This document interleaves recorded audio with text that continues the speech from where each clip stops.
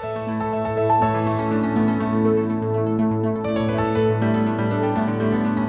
friends, welcome back to the Journal Feed. My name is Nick Zelt, and this is the only place to get spoon-fed the latest and greatest of emergency medicine. Let's keep you guys up on the latest literature. Now let's take a quick look ahead at everything that we'll be covering.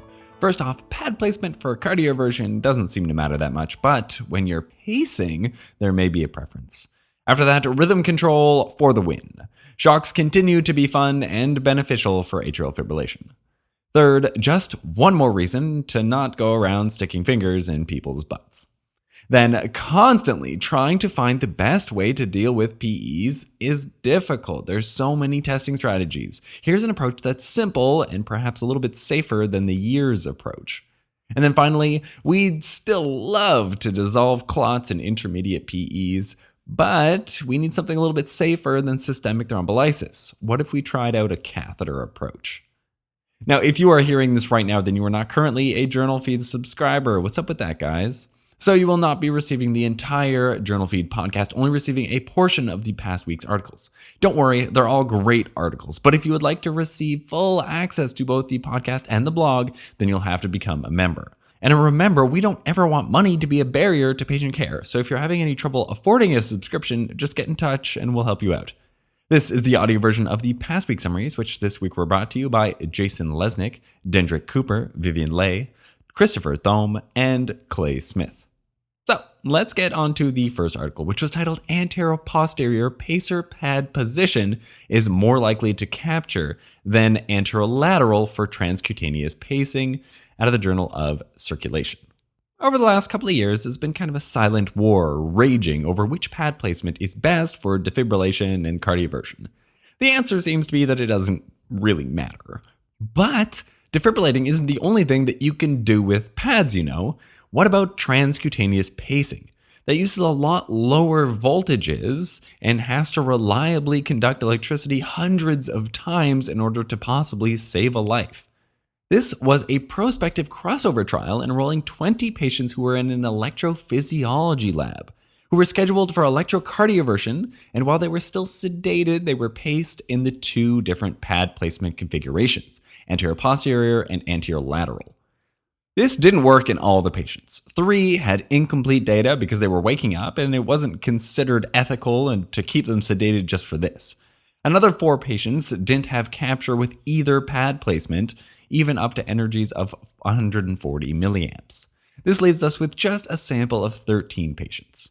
Now, they found a statistically lower voltage was required when the pads were in the AP placement. 93 milliamps compared to 126 milliamps. There was a secondary outcome comparing the chest wall contraction severity, which is assessed by a novel scoring system. They found that the AP placement showed less chest wall contraction. Now, how does this translate to your resus room? Well, here 23% of patients had no capture, and odds are in real life, even less patients than that would have capture because their heart might be stunned or possibly ischemic. And it's nice that it seemed to require less energy, sure, but both of them still got capture. You'd need to work a little bit harder to make the case that I actually care about exactly how much chest contractility there was, especially in a critical situation such as this. Personally, I'm not sure I'd make the effort to necessarily move the pads that were already placed because it's not clear that it's going to be useful clinically. However, given the time and the ease of choice, I may prefer the AP pad placement because it's less energy, which possibly means less pain to the patient and less sedation, and sedation and pain control can already be kind of complicated in these patients. In a spoonful, using AP pad placement for transcutaneous pacing takes less energy and causes less chest wall contraction. And then skipping over to the third article, titled The Benefits and Clinical Application of Digital Rectal Exam in Trauma Populations Towards Enhancing Patient Safety and Quality Outcomes, out of the American Journal of Emergency Medicine. I'm always shocked at how difficult it seems to convince people not to stick their fingers in people's butts. I understand you used to do it probably a lot more when the older doctors trained, but are you really that attached to it? That said, in trauma patients, a DRE is still recommended by the American College of Surgeons ATLS course.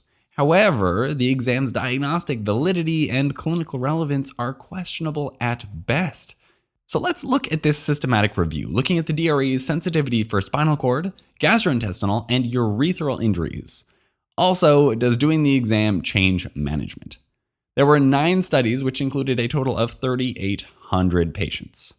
A DRE had an overall sensitivity for injuries ranging from 7 to 51%. Each specific injury was similar in the ranges: 8 to 50% for spinal cord injuries, 0 to 50% for GI or urethral injuries. And I hate to say it, but a good test probably shouldn't have a range from 0 to anything for their sensitivities. Now, pretty much everything else, such as wounds around the umbilicus, penetrating wounds to the abdomen, buttock, or perineum, blood at the urethral meatus, neurological deficits, scrotal hematoma, and unstable pelvis were more sensitive for detecting injuries at 73% compared to the DRE at 41%. In one study, DRE only changed management about 11% of the time.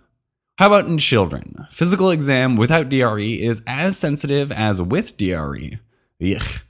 One study of 213 patients showed DRE to miss 66% of spinal injuries and 100% of urethral or GI injuries.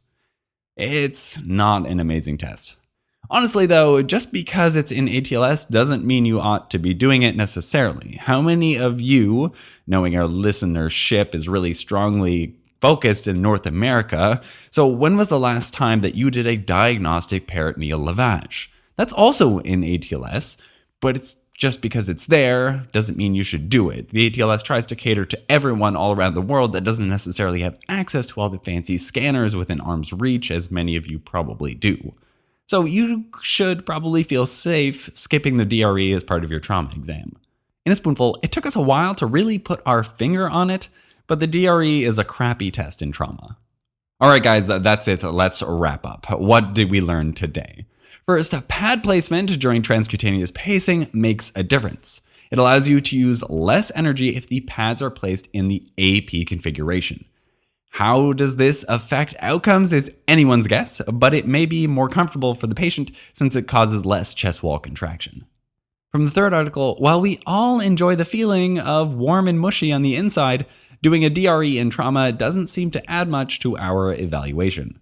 Now, links to all the articles summarized can be found at JournalFeed.org, where the newsletter is the best way to get a double dose of all this information so that you can remember it and apply it clinically. If you're feeling a little bit like you missed out, if you'd like to hear all the article summaries that I teased at the beginning, then you'll have to come over and join us in the members feed. Our goal is for you to read less, learn more, and then save lives, one spoonful at a time. Thank you.